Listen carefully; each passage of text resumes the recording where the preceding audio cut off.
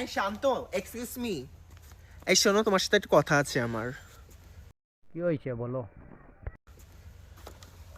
দীর্ঘ 5 বছর পর তোমার সাথে দেখা।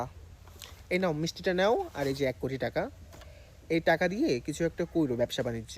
আর মিষ্টিটা খেও। তুমি নাকি রূপাকে বিয়ে করছো, খুব ভালো।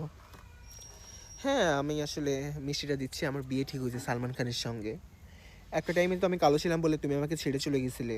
এখন দেখো, নাইট ক্রিম মেখে, পাকিস্তানি নাইট ক্রিম মেখে এখন বলিউড নায়িকা আমি। সালমান খানের সঙ্গে এই মাসের 35 তারিখ বিয়ে। যেও 4টে গিলে এসো।